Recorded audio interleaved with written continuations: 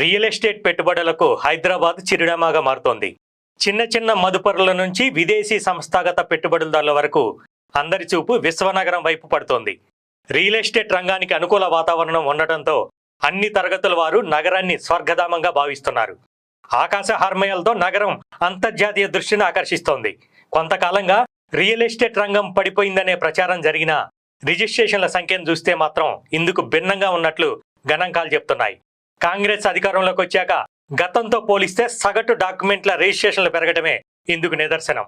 రాష్ట్రంలో ఏ ప్రభుత్వం ఉన్నా హైదరాబాద్ రియల్ ఎస్టేట్ మార్కెట్కు డోకా ఉండదని స్థిరాస్తి సంఘాలు చెప్తున్నాయి. అందుకు తగ్గట్టుగానే గడిచిన 2 దశాబ్దాలుగా మార్కెట్ గమనం ఉంది. ఇప్పుడు అదే కొనసాగుతోంది. డిసెంబర్లో రేవంత్ రెడ్డి ముఖ్యమంత్రిగా బాధ్యతలు తీసుకున్నారు. అప్పటి నుంచి మార్చి వరకు 4 నెలలు, అంతకు ముందు 4 నెలలు హెచ్ఎండిఏ పరిధిలోని స్థలాలు, ప్లాట్లు, ఇళ్ల రిజిస్ట్రేషన్ల డాక్యుమెంట్లను పరిశీలిస్తే ఆ సంఖ్య పెరగడమే ఇందుకు నిదర్శనం.